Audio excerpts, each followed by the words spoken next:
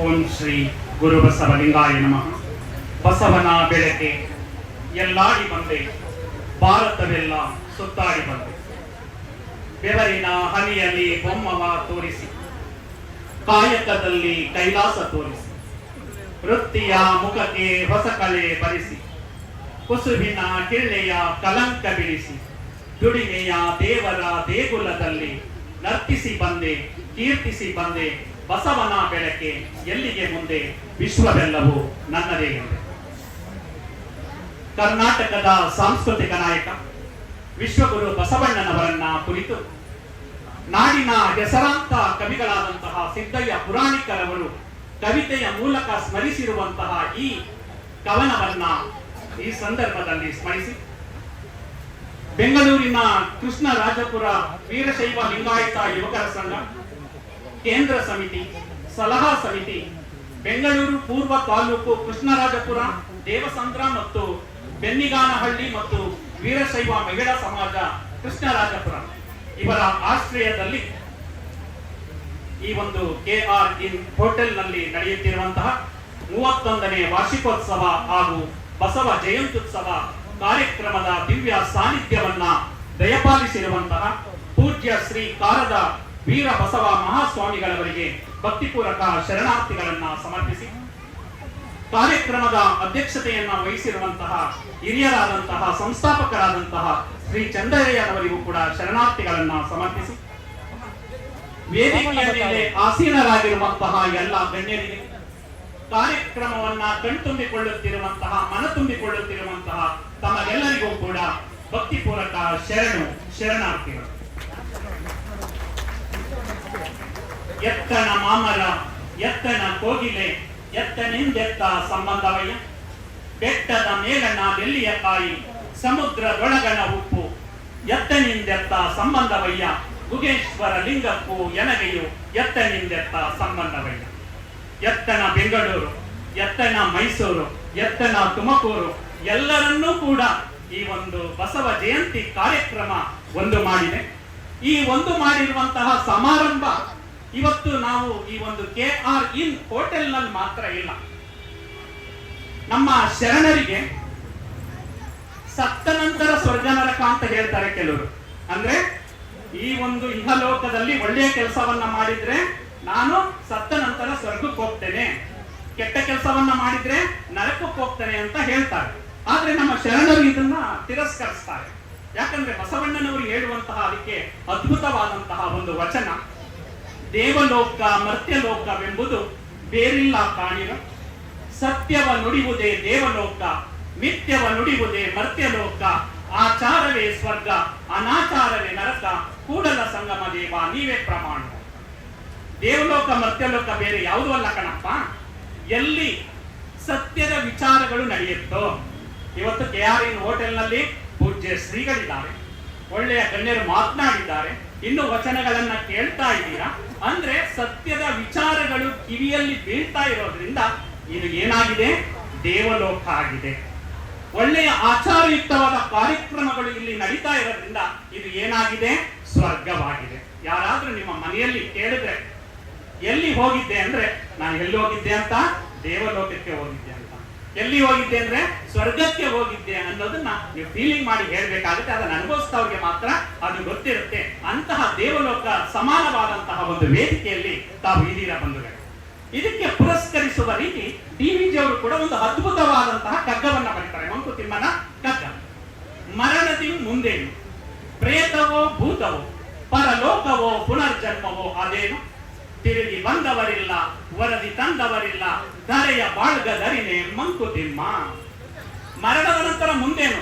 ಕೆಲವರು ಹೇಳ್ತಾರೆ ಪ್ರೇತ ಹಾಕ್ತಾರೆ ಅಂತಾರೆ, ಭೂತ ಹಾಕ್ತಾರೆ ಅಂತ ಹೇಳ್ತಾರೆ. ನಿಜಾನ?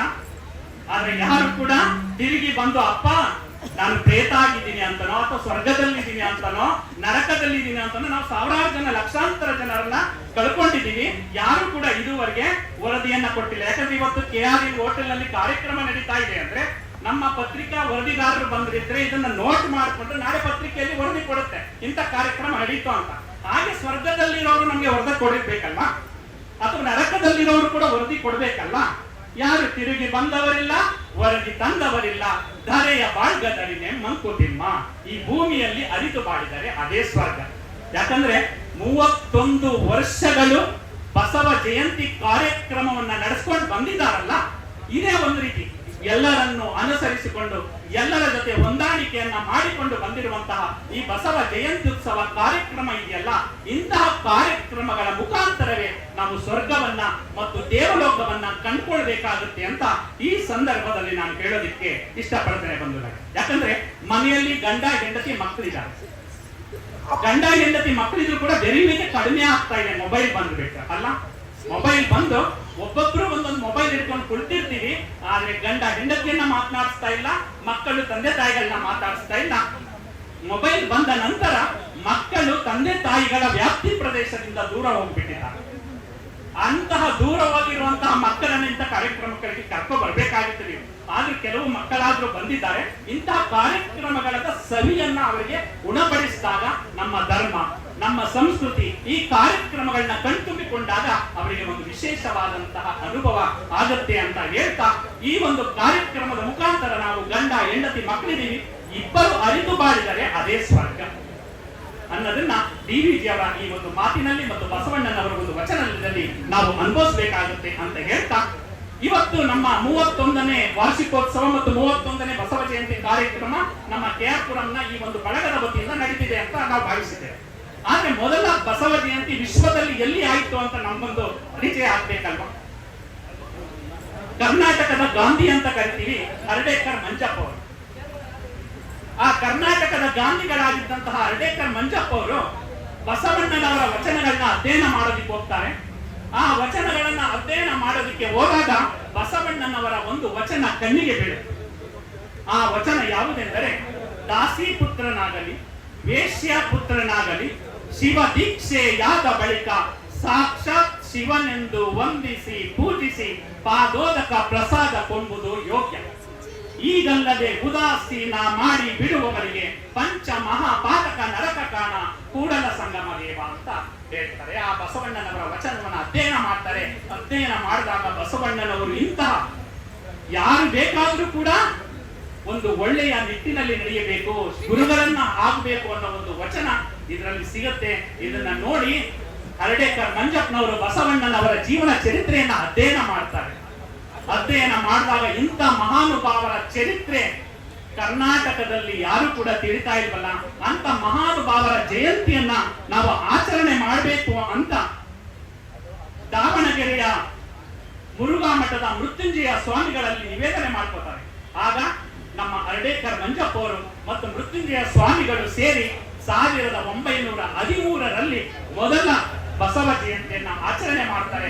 ಈ ಸಂದರ್ಭದಲ್ಲಿ ಪ್ರಥಮ ಬಸವ ಜಯಂತಿಯನ್ನ ಆಚರಣೆ ಮಾಡಲು ಕಾರಣೀಭೂತರಾದಂತಹ ಹರ್ಡೇಕರ್ ಮಂಜಪ್ಪ ಅವರಿಗೆ ಮತ್ತು ಪೂಜ್ಯ ಮೃತ್ಯುಂಜಯ ಸ್ವಾಮಿಗಳವರಿಗೆ ನೀವು ಚಪ್ಪಾಳೆ ತಟ್ಟುವುದರ ಮುಖಾಂತರ ಅವರಿಗೆ ಗೌರವವನ್ನು ಸಲ್ಲಿಸಬೇಕು ಅಂತ ನಾನು ತಮ್ಮಲ್ಲಿ ಮನವಿ ಮಾಡಿಕೊಡ್ತೇನೆ ಬಂಧುಗಳೇ.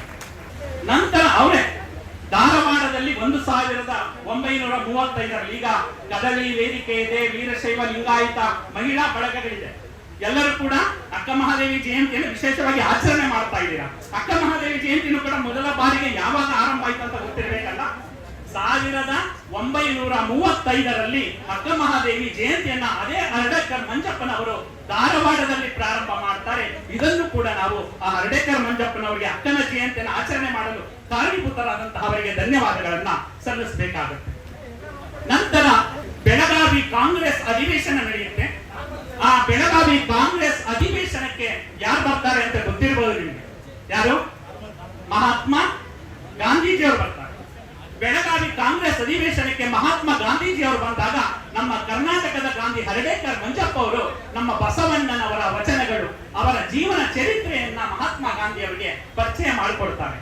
ಆಗ ಪರಿಚಯ ಮಾಡಿಕೊಟ್ಟಾಗ ಮಹಾತ್ಮ ಗಾಂಧಿಯವರು ಹೇಳ್ತಾರೆ, ಇಂದಿನ ಕಾಲದಲ್ಲಿ 800 ವರ್ಷಗಳ ಹಿಂದೆ ಬಸವೇಶ್ವರರು ಯಾವ ತತ್ವಗಳನ್ನು ಆಚರಿಸಿ ಉಪದೇಶ ಮಾಡಿದ್ದಾರೋ ಅಷ್ಟೆಲ್ಲ ತತ್ವಗಳನ್ನ ನನಗೆ ಆಚರಿಸಲು ಸಾಧ್ಯವಿಲ್ಲ. ಮಹಾತ್ಮ ಗಾಂಧಿಯವರು ಹೇಳುವಂತಹ ಮಾತು ಇದು. 800 ವರ್ಷಗಳ ಹಿಂದೆ ಬಸವಣ್ಣನವರು ಯಾವ ತತ್ವಗಳನ್ನ ಆಚರಿಸಿ ಉಪದೇಶ ಮಾಡಿದ್ರು ಅವೆಲ್ಲವನ್ನು ಆಚರಣೆ ಮಾಡೋದಕ್ಕೆ ಸಾಧ್ಯ ಇಲ್ಲ. ಅವರ ಕೆಲವು ತತ್ವಗಳನ್ನ ಮಾತ್ರ ನಾನು ಆಚರಣೆ ಮಾಡೋದಕ್ಕೆ ಸಾಧ್ಯ ಯಾಕೆಂದ್ರೆ ನಾನು ಸಾಧಕ, ಅವರು ಸಿದ್ಧಿ ಪುರುಷರು ಅಂತ ಹೇಳ್ತಾರೆ. ಎಂತಹ ಅದ್ಭುತವಾದ ಮಾತು. ಮತ್ತು ಮುಂದುವರೆದು ಹೇಳ್ತಾರೆ, ಬಸವಣ್ಣನವರು ತಾವು ಹೇಳಿದ ತತ್ವಗಳನ್ನೆಲ್ಲ ಆಚರಣೆಯಲ್ಲಿ ತಂದಿದ್ರು. ಅವುಗಳಲ್ಲಿ ಅಸ್ಪೃಶ್ಯತಾ ನಿವಾರಣೆ ಮತ್ತು ಕಾಯಕ ತತ್ವಗಳು ಇಂದಿಗೂ ಬಹಳ ಮುಖ್ಯವಾದವುಗಳು ಅಂತ ಹೇಳ್ತಾರೆ. ಈ ಕಾಲದಲ್ಲಿ ಅವರಿರುತ್ತಿದ್ದರೆ ಜಗತ್ತಿನಲ್ಲೇ ಪೂಜ್ಯ ವ್ಯಕ್ತಿಗಳಾಗಿ ಕಂಗೊಳಿಸುತ್ತಿದ್ದರು ಅಂತ ಮಹಾತ್ಮ ಗಾಂಧಿ ಅವರು ಹೇಳ್ತಾರೆ. ಇದು ವಿಶೇಷವಾದ. ಆಮೇಲೆ ಹೇಳ್ತಾರೆ, ನೀವು ಬಸವ ತತ್ವದ ಅನುಯಾಯಿಗಳಾಗಿದ್ದೀರಾ. ಬಸವ ತತ್ವದ ಅನುಯಾಯಿಗಳಾದಂತಹ ನೀವು ಬಸವಣ್ಣನವರ ತತ್ವಗಳನ್ನ ಆಚರಣೆಯಲ್ಲಿ ತಂದರೆ ಕೇವಲ ಭರತ ಭೂಮಿಯನ್ನು ಮಾತ್ರವಲ್ಲ, ಭಾರತ ಭೂಮಿಯನ್ನು ಮಾತ್ರ ಅಲ್ಲ, ಇಡೀ ವಿಶ್ವವನ್ನೇ ಉದ್ಧಾರ ಮಾಡಬಲ್ಲಿರಿ ಅಂತ ನಮ್ಮ ಮಹಾತ್ಮ ಗಾಂಧಿ ಅವರು ಹೇಳುವಂತಹ ಮಾತುಗಳನ್ನ ಕೇಳಿದ್ರೆ ಮೈಯೆಲ್ಲ ರೋಮಾಂಚನ ಆಗುತ್ತೆ. ಅಂತಹ ಬಸವ ತತ್ವ ಇವತ್ತು ವಿಶ್ವದ ತತ್ವ ಆಗಿದೆ. ಬಸವಣ್ಣನವರು ಕರ್ನಾಟಕದ ಸಾಂಸ್ಕೃತಿಕ ನಾಯಕ ಆಗಿದ್ದಾರೆ. ಆದ್ರೆ ಬಸವಣ್ಣನವರು ಮುಂದೊಂದು ದಿನ ಬಸವಣ್ಣನವರ ವಿಚಾರಧಾರೆಗಳು, ಬಸವಣ್ಣನವರ ವಚನಗಳು ಈಗಾಗಲೇ 39 ಭಾಷೆಗಳಿಗೆ ನಮ್ಮ ಬಿ.ಡಿ. ಜತ್ತಿಯವರಿಂದ ಸ್ಥಾಪಿತವಾದಂತಹ ಬಸವ ಸಮಿತಿ, ಈಗ ಇರುವಂತಹ ಅರವಿಂದ ಜತ್ತಿಯವರಿಂದ 39 ಭಾಷೆಗಳಿಗೆ ತರ್ಜುಮೆ ಆಗಿದೆ. ಏನಾದ್ರೂ ಬೇರೆ ದೇಶಗಳಿಗೆ ನಮ್ಮ ವಚನ ಸಾಹಿತ್ಯ ತರ್ಜುಮೆ ಆಗಿ ಅದನ್ನ ತಿಳ್ಕೊಂಡು ಬಿಟ್ರೆ ಬಸವಣ್ಣನವರು ಕೇವಲ ಕರ್ನಾಟಕದ ಸಾಂಸ್ಕೃತಿಕ ನಾಯಕ ಅಲ್ಲ, ಭಾರತದ ಸಾಂಸ್ಕೃತಿಕ ನಾಯಕ ಅಲ್ಲ, ವಿಶ್ವದ ಸಾಂಸ್ಕೃತಿಕ ನಾಯಕ ಆಗ್ತಾರೆ ಅನ್ನೋದನ್ನ ನಾನು ಈ ಸಂದರ್ಭದಲ್ಲಿ ಹೇಳಕ್ಕೆ ಇಷ್ಟಪಡ್ತೇನೆ. ನಮ್ಮ ಮೈಸೂರಿನ ಕೆ.ಸಿ. ಶಿವಪ್ಪ ಅಂತ ಇದ್ದಾರೆ. ಮುದ್ದುರಾಮ ಅನ್ನೋ ಒಂದು ಅಂಕಿತ ನಾಮದಲ್ಲಿ ಚೌಪದಿಯನ್ನ ಬರೀತಾರೆ. ಬಹುಶಃ ಕೇಳಿರ್ಬೋದು. ತುಂಬಾ ಅದ್ಭುತವಾಗಿ ಆ ಚೌಪದಿಯನ್ನ ಬರೀತಾರೆ. ಅವ್ರು ಹೇಳ್ತಾರೆ, ಬಸವನೆಂದರೆ ಯಾರು ಬಿಚ್ಚಳನ ಕರಣಿಕನೆ, ಬಸವನೆಂದರೆ ಯಾರು ಬಿಚ್ಚಳನ ಕರಣಿಕನೆ, ಬಿದ್ದವರ ನೆತ್ತಲಿಗೆ ದುಡಿದ ಶಿವಯೋಗಿ, ಬಿದ್ದವರ ನೆತ್ತಲಿಗೆ ದುಡಿದ ಶಿವಯೋಗಿ, ಬಸವನೆಂದರೆ ತತ್ವ ಮುದ್ದುರಾಮ, ಬಸವನೆಂದರೆ ತತ್ವ ಮುದ್ದುರಾಮ. ಬಸವಣ್ಣ ಎಂದರೆ ಯಾರು ಅಂದ್ರೆ ಬಿದ್ದವನ್ನ ಎತ್ತಲಿಕ್ಕೆ ಬಂದಂತಹ, ದುಡಿದಂತಹ ಮಹಾ ಶಿವಯೋಗಿ ಹೇಳುವಂತಹ ಆ ಕೆ.ಸಿ. ಶಿವಪ್ಪನವರ ಮಾತುಗಳಿದೆಯಲ್ಲ, ಅದನ್ನ ಕೇಳಿದಂತಹ ಗಾಯನವನ್ನ ಕೇಳಿದರೆ ನಮ್ಮ ಕರ್ಣಗಳು ಪಾವನ ಆಗುತ್ತೆ. ನಮ್ಮ ಮೈಸೂರಿನಲ್ಲಿದ್ದಾರೆ. ಯಾಕೆ ಈ ಮಾತನ್ನ ಹೇಳ್ತಾರೆ ಅಂದ್ರೆ, ನಮ್ಮ ಕನ್ನಡ ಸಾಹಿತ್ಯ ಪರಿಷತ್ತಿನ ಕೇಂದ್ರ ಸಮಿತಿಯ ಸದಸ್ಯರು ಒಳ್ಳೆ ಕಂಚಿನ ಕಂಠದಲ್ಲಿ ಮಾತನಾಡಿದ್ರು. ಇನ್ನು ಸಮಯ ಕೊಟ್ಟಿದ್ರೆ ಅವರೇ ಉಪನ್ಯಾಸ ಕೊಟ್ಟುಕೊಡ್ತಾ ಇದ್ರು. ಅವ್ರು ಹೇಳಿದ್ರು, ಬಸವಣ್ಣನವರು ಕೇವಲ ಒಂದು ಜನಕ್ಕೆ ಸೀಮಿತ ಆಗಲಿಲ್ಲ, ಇಡೀ ವಿಶ್ವದ ಎಲ್ಲಾ ಜನತೆಯನ್ನು ಪ್ರೀತಿಸಿದ್ರು. ಬಸವ ಕಲ್ಯಾಣ ಅಲ್ಲಿ ಸಂಬೋಳಿ ನಾಗಿದೇವ ಅಂತ ಒಬ್ಬರು ಶರಣರು, ದಲಿತ ವರ್ಗದವರು, ಅವರು ಒಂದು ದೇವಸ್ಥಾನವನ್ನ ಪ್ರವೇಶ ಮಾಡ್ತಾರೆ. ಪ್ರವೇಶ ಮಾಡಿದಾಗ ಅಲ್ಲಿ ಇರುವಂತಹ ಸವರ್ಣೀಯರು ಅವರನ್ನ ಹೊರಗಡೆ ತಗೊಬಂದು ತಳ್ತಾರೆ, ಕಣ್ಣಿಗೆ ಹೊಡಿತಾರೆ, ಮುಖಕ್ಕೆ ಹೊಡಿತಾರೆ, ಕಣ್ಣು ಕಾಣದಂಗೆ ಅವರನ್ನ ತಳ್ತಾರೆ. ಅದೇ ಸಂದರ್ಭದಲ್ಲಿ ಬಸವಣ್ಣನವರು ಬರ್ತಾ ಇರ್ತಾರೆ. ಬಂದು ಸಂಬೋಳಿ ನಾಗಿದೇವನನ್ನ ಹಿಡ್ಕೊಳ್ತಾರೆ. ಅವರಿಗೆ ಕಣ್ ಕಾಣ್ತಾ ಇಲ್ಲ ಸಂಬೋಳಿ ನಾಗದೇವನಿಗೆ. ಆಗ ಸಂಬೋಳಿ ನಾಗದೇವ ಉದ್ಗಾರ ಮಾಡ್ತಾರೆ, ಬಸವಪ್ಪ, ಬಸವ ತಂದೆ, ಬಸವಪ್ಪ, ಬಸವ ತಂದೆ ಅಂತ ಉದ್ಗಾರವನ್ನ ಮಾಡ್ತಾರೆ. ಅಲ್ಲ ಕಣೋ ಸಂಬೋಳಿ ನಾಗಿದೇವ ಶರಣರೇ, ನಿಮ್ಗೆ ಕಣ್ ಕಾಣ್ತಾ ಇಲ್ಲ, ಆದ್ರೂ ನೀನು ಹೇಗೆ ಬಸವಣ್ಣ ಬಸವಪ್ಪ ಅಂತ ಉದ್ಗಾರ ಮಾಡ್ತೀಯ ಅಂತ ಕೇಳಿದಾಗ, ಬಸವಣ್ಣನವರೇ, ಈ ಕಲ್ಯಾಣ ನಾಡಿನಲ್ಲಿ ಬಿದ್ದವರನ್ನ ಎತ್ತಲಿಕ್ಕೆ ಬರುವವರು ಬಸವಣ್ಣನನ್ನ ಬಿಟ್ಟರೆ ಮತ್ಯಾರು ಬರಲು ಇಲ್ಲಿ ಸಾಧ್ಯ ಅಂತ ಹೇಳ್ತಾರೆ. ಎಂತಹ ಮಾತುಗಳು! ಇದಿಷ್ಟ ಆಗ್ಲಿಲ್ವ ನಿಮ್ಗೆ? ಕೈ ಚಪ್ಪಾಳೆ ಬಡಿಯಬೇಕು ನೀವು, ನಾನು ಕೇಳೋದಲ್ಲ. ಯಾಕಂದ್ರೆ ಕಲ್ಯಾಣದ ನಾಡಿನಲ್ಲಿ ಬಿದ್ದವರನ್ನ ಎತ್ತಲಿಕ್ಕೆ ಬಸವಣ್ಣನನ್ನ ಬಿಟ್ಟರೆ ಮತ್ಯಾರು ಬರೋದಿಕ್ಕೆ ಸಾಧ್ಯ ಅಂತ ಹೇಳ್ತಾರೆ. ಅಂತಹ ಬಸವಣ್ಣನವರು ವಿಶ್ವ ಗುರುವಾಗಿದ್ದಾರೆ, ಕರ್ನಾಟಕದ ಸಾಂಸ್ಕೃತಿಕ ನಾಯಕ ಆಗಿದ್ದಾರೆ. ಬಂಧುಗಳೇ, 1970 ಅಂತರ್ಜಾಲ USA ಪ್ರಾರಂಭ ಆಗುತ್ತೆ. ಇವತ್ತು ನಾವು ಮೊಬೈಲ್ ಇಂಟರ್ನೆಟ್ ಅನ್ನ ಬಳಸಬೇಕಾದ್ರೆ 1970 ಅದು US ಆಯಿತು. ಜನಸಾಮಾನ್ಯರಿಗೆ ತಲುಪದ್ದು 1990. ಆದ್ರೆ ಇಂದು ಏನಿದೆ, ಫೇಸ್ಬುಕ್ ಇದೆ, ಇನ್ಸ್ಟಾಗ್ರಾಮ್ ಇದೆ, ಟ್ವಿಟರ್ ಇದೆ, ಯೂಟ್ಯೂಬ್ ಇದೆ. ಇವತ್ತಿನ ಕಾರ್ಯಕ್ರಮವನ್ನ ಯಾರಾದ್ರೂ ನಮ್ಮ ಬಂಧುಗಳು ನಾವು ಮಾತಾಡೋದನ್ನ ವಿಡಿಯೋ ಮಾಡಿದ್ರೆ ಅಮೆರಿಕದಲ್ಲಿರೋರು ನೋಡ್ಬೋದು, ಆಸ್ಟ್ರೇಲಿಯಾದಲ್ಲಿರೋರು ನೋಡ್ಬೋದು, ಯಾವುದೇ ದೇಶದವ್ರು ಬೇಕಾದ್ರೂ ಕೂಡ ಅದನ್ನ ನೋಡ್ಬೋದು. ಆದ್ರೆ 12ನೇ ಶತಮಾನದಲ್ಲಿ ಯಾವುದೇ ಅಂತರ್ಜಾಲ ಇಲ್ಲ, ಮೊಬೈಲ್ ಇಲ್ಲ, ಟ್ವಿಟರ್, ಫೇಸ್ಬುಕ್ ಯಾವುದು ಕೂಡ ಇಲ್ವೇ ಇಲ್ಲ. ಆದ್ರೂ ಕೂಡ ಬಸವ ಕಲ್ಯಾಣಕ್ಕೆ 1,96,000 ಶರಣರು ಬಂದಿದ್ರು. 770 ಅಮರ ಗಣಗಳು ಅನುಭವ ಮಂಟಪದಲ್ಲಿ ಶರಣರಾಗಿ ಇದ್ರು. ಅಂದ್ರೆ ಬಸವಣ್ಣನವರ ಫೇಸ್ ವ್ಯಾಲ್ಯೂ ಎಷ್ಟಿತ್ತು ಅಂತ ನೀವು ಅರ್ಥ ಮಾಡ್ಕೊಳ್ಬೇಕಾಗುತ್ತೆ. ಅಲ್ಲ, ನಾವಿವತ್ತೊಂದು ಫೋಟೋ ಹಾಕಿದ್ರೆ 100 ಜನ ನೋಡಿದ್ರೆ, 1,000 ಜನ ನೋಡಿದ್ರೆ ಅದೇ ದೊಡ್ಡದು ಅಂತ ಬೀಗ್ತೀವಿ ನಾವು. ಆದ್ರೆ ಬಸವಣ್ಣನವರ ಒಂದು ತತ್ವ ಇದೆಯಲ್ಲ, ಆ ತತ್ವ ಏನಿತ್ತು ಅಂದ್ರೆ, ಯಾಕೆಂದ್ರೆ ಬಸವಣ್ಣನವರ ತಲೆಯಲ್ಲಿ ಸದ್ವಿಚಾರವಿತ್ತು, ಎದೆಯಲ್ಲಿ ಸದ್ಭಾವ ಇತ್ತು, ಕೈಯಲ್ಲಿ ಸತ್ಕಾರ್ಯ ಇತ್ತು, ಬಾಯಲ್ಲಿ ಸವಿ ಮಾತಿತ್ತು. ಆದುದರಿಂದ ಅವರು ಆ ರೀತಿ ವಿಶ್ವಗುರುವಾಗಿ ಎಲ್ಲರನ್ನೂ ಕೂಡ ಆಕರ್ಷಿಸಿದರು. ಯಾರ ಹೃದಯದಲ್ಲಿ ಪ್ರೇಮ ತುಂಬಿದೆಯೋ, ಯಾರ ಸನಿಹ ಬಂದಾಗ ಪ್ರೇಮದ ತರಂಗಗಳು ಹೇಳುತ್ತವೋ ಅವರೇ ನಿಜವಾದ ಗುರುಗಳು. ಪ್ರಪಂಚದ ಪ್ರೇಮ ಕಡಿಮೆ ಆಗ್ಬೋದು, ಆದರೆ ಸದ್ಗುರುವಿನ ಪ್ರೇಮ ಎಂದೂ ಕೂಡ ಕಡಿಮೆ ಆಗೋದಿಲ್ಲ. ಅಂತಹ ಸದ್ಗುರುಗಳೇ ನಮ್ಮ ವಿಶ್ವಗುರು ಬಸವಣ್ಣನವರು. ಅಂತಹ ಸದ್ಗುರು ಆಗಿದ್ದಂತಹ ಬಸವಣ್ಣನವರ ಬಗ್ಗೆ ಕೆ.ಸಿ. ಶಿವಪ್ಪ ಹೇಳುವಂತಹ ಗುರುವಿನ ಬಗ್ಗೆ, ಸಂತರ ಬಗ್ಗೆ ಹೇಳುವಂತಹ ಮತ್ತೊಂದು 4 ಸಾಲಿನ ಚೌಕದಿ ನನಗೆ ನೆನಪಾಗುತ್ತೆ. ಅವ್ರು ಹೇಳ್ತಾರೆ, ಸಂತನೆಂದರೆ ಯಾರು, ದಿವ್ಯತೆಯ ಅರಿತವನು. ಸಂತನೆಂದರೆ ಯಾರು, ದಿವ್ಯತೆಯ ಅರಿತವನು. ಸರಳತೆಯ ಸೂತ್ರದಲ್ಲಿ ಸುಖವ ಕಂಡವನು. ಸರಳತೆಯ ಸೂತ್ರದಲ್ಲಿ ಸುಖವ ಕಂಡವನು. ಮಮತೆ ಬಂಧನ ಕಳಚಿ ಬಲು ದೂರ ನಿಂತವನು. ಮಮತೆ ಬಂಧನ ಕಳಚಿ ಬಲು ದೂರ ನಿಂತವನು. ಎಲ್ಲರಲ್ಲಿ ಅವನೊಬ್ಬ ಮುದ್ದು ರಾಮ. ಎಲ್ಲರಲ್ಲಿ ಅವನೊಬ್ಬ ಮುದ್ದು ರಾಮ. ಎಷ್ಟು ಸಂತನೆಂದರೆ ಯಾರು, ದಿವ್ಯತೆಯ ಪ್ರತಿರೂಪ ಅವರು. ಸರಳತೆಯ ಸೂತ್ರದಲ್ಲಿ ಸುಖವನ್ನ ಕಂಡು, ಸರಳತೆ ಯಾವಾಗ ಇರುತ್ತೋ ಅದರಲ್ಲಿ ಸಿಗುವಂತಹ ಸುಖ. ಯಾಕಂದ್ರೆ ನಾವು ಹಣವನ್ನ ಸಂಪಾದನೆ ಮಾಡಿ 1 ಕೋಟಿ ಸಂಪಾದನೆ ಮಾಡ್ತೀವಿ ಅಂದ್ರೆ ಮತ್ತಷ್ಟು ಕೋಟಿ ಅಂತ ಬೇಕಾಗುತ್ತೆ, ಅತೃಪ್ತಿ ತಾಂಡವಾಡುತ್ತೆ. ಆದ್ರೆ ಸರಳತೆಯ ಸೂತ್ರದಲ್ಲಿ ನಮ್ಮ ಸಿದ್ದೇಶ್ವರ ಶ್ರೀಗಳನ್ನ ನೋಡಿ ಕೆ.ಸಿ. ಶಿವಪ್ಪನವರಿಗೆ ಈ ಒಂದು ಸಂತನೆಂದರೆ ಯಾರು ಅನ್ನೋ ಒಂದು ಗೀತೆಯನ್ನ, ಚೌಕದಿಯನ್ನ ಬರೀಬೇಕು ಅಂತ ಮನಸ್ಸಾಗುತ್ತೆ. ಅಂತಹ ಸಂತರು ಯಾರು ಅಂದ್ರೆ ನಮ್ಮ ವಿಶ್ವಗುರು ಬಸವಣ್ಣನವರು ಅಂತ ಹೇಳೋದಕ್ಕೆ ಇಷ್ಟಪಡ್ತೇನೆ. ಅಂತಹ ಬಸವಣ್ಣನವರ ಒಂದು ಸದ್ಗುರುವಿನ ವಿನಯತೆಯನ್ನ ನೋಡಿ ಆಫ್ಘಾನಿಸ್ತಾನದಿಂದ ಮರುಳ ಶಂಕರದೇವರು ಬರ್ತಾರೆ.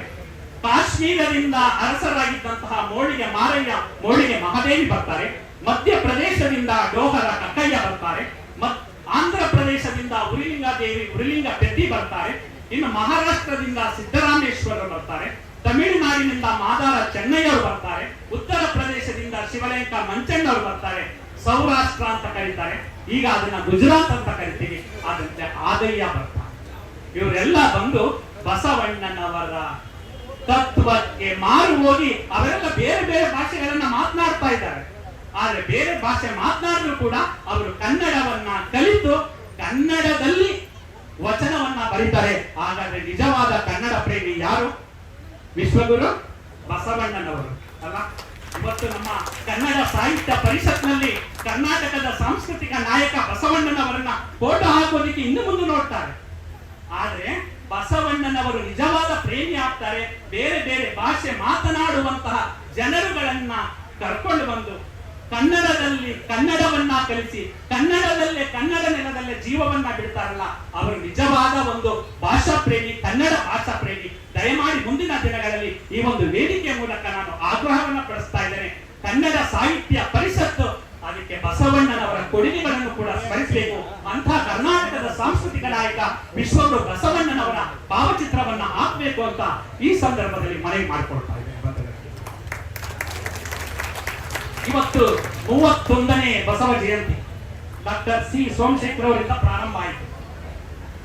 ಅವರು ಕೂಡ ಈಗ ಶರಣ ಸಾಹಿತ್ಯ ಪರಿಷತ್ತಿನ ಅಧ್ಯಕ್ಷರಾಗಿದ್ದಾರೆ. ಈ 31 ಬಸವ ಜಯಂತಿ ಕಾರ್ಯಕ್ರಮವನ್ನು ಯಾಕೆ ಆಚರಣೆ ಮಾಡ್ತಾ ಇದ್ದಾರೆ ಅಂತ ಗೊತ್ತಿರ್ಬೋದು ನೀವು.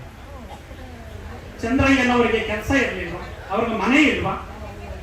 ಎಲ್ಲವನ್ನ ಬಿಟ್ಟು ಬಸವ ಜಯಂತಿಯನ್ನ ಏಕೆ ಆಚರಣೆ ಮಾಡ್ತಾ ಇದ್ದಾರೆ ಅಂದ್ರೆ, ಚನ್ನಬಸವಣ್ಣನವರ ಒಂದು ವಚನ ಬರುತ್ತೆ, ಮಂಡೆ ಮಾಸಿದರೆ ಮಹಾ ಮಜ್ಜನವ ಮಾಡುವುದು, ವಸ್ತ್ರ ಮಾಸಿದರೆ ಮಡಿವಾಳರಿಗಿಕ್ಕುವುದು, ಮನದ ಮೈಲಿಗೆಯ ತೊಳೆಯಬೇಕಾದರೆ ಕೂಡಲ ಚನ್ನ ಸಂಗನ ಶರಣರ ಅನುಭವ ಮಾಡುವುದು ಅಂತ ಹೇಳ್ತಾರೆ. ಮಂಡೆ ನಮ್ಮ ತಲೆ ಕೊಳಕಾಗುತ್ತೆ, ಸೋಪು ಶಾಂಪನ್ ಹಾಕಿ ಏನ್ ಮಾಡ್ತೀವಿ, ಸ್ನಾನವನ್ನ ಮಾಡ್ತೀವಿ ಅಲ್ಲ. ಬಟ್ಟೆ ಕೊಳೆ ಆಗುತ್ತೆ, ಅದನ್ನ ವಾಷಿಂಗ್ ಮೆಷಿನ್ ಅಲ್ಲಿ ವಾಶ್ ಮಾಡ್ಕೊಳ್ತೇವೆ. ಆದ್ರೆ ಮನಸ್ಸು ಕೊಳಕಾಗುತ್ತಲ್ಲ, ನೋಡಬಾರದನ್ನ ನೋಡ್ತೀವಿ, ಕೇಳಬಾರದನ್ನ ಕೇಳ್ತೀವಿ. ಕೇಳಿದಾಗ ಮನದ ಮೈಲಿಗೆ ಆಗುತ್ತಲ್ಲ, ಈ ಮನದ ಮೈಲಿಗೆ ಹೋಗ್ಬೇಕು ಅಂದ್ರೆ ಕೂಡಲ ಚೆನ್ನ ಸಂಗನ ಶರಣರ ಅನುಭವ ಮಾಡುವುದು ಅಂತ ಹೇಳ್ತಾರೆ. ಇವತ್ತು ಬಸವ ಜಯಂತಿ ಕಾರ್ಯಕ್ರಮ ಅಂತಹ ಶರಣರ ಬಗ್ಗೆ ಗುಣಗಾನವನ್ನ ಮಾಡುವುದರ ಮೂಲಕ, ಶರಣರ ವಚನಗಳನ್ನು ಉದ್ಗಾರ ಮಾಡುವುದರ ಮೂಲಕ ಇಲ್ಲಿ ನೆರೆದಿರುವ ಎಲ್ಲರಿಗೆ ಮನದ ಮೈಲಿಗೆಯನ್ನ ಹೋಗಲಾಡಿಸಿದೆ. ಈ ಒಂದು ಸಮಿತಿಯವರಿಗೆ ನಾವು ಜೋರಾಗಿ ಚಪ್ಪಾಳೆ ತಟ್ಟಲೇಬೇಕಲ್ವಾ. ಬಸವಣ್ಣನವರನ್ನ ಕರ್ನಾಟಕದ ಸಾಂಸ್ಕೃತಿಕ ನಾಯಕ ಅಂತ ಯಾಕೆ ಘೋಷಣೆ ಮಾಡಿದ್ದಾರೆ ಅಂತ ಕೆಲವು ಪ್ರಶ್ನೆಗಳು ಬರ್ಬೋದು. ಅನೇಕ ದಾರ್ಶನಿಕರು ಬಂದಿದ್ದಾರೆ, ತತ್ವಜ್ಞಾನಿಗಳು ಬಂದಿದ್ದಾರೆ. ಆದ್ರೆ ಬಸವಣ್ಣವರನ್ನ ಯಾಕೆ ಸಾಂಸ್ಕೃತಿಕ ನಾಯಕ ಅಂತ ಕೆಲವು ಕಡೆ ಗೊಂದಲದ ಪ್ರಶ್ನೆಗಳು ಅಲ್ಲಲ್ಲಿ ಮಾತನ್ನ ಆಡ್ತಾ ಇರೋದನ್ನ ನಾವು ಕೇಳ್ತಾ ಇದ್ದೀವಿ.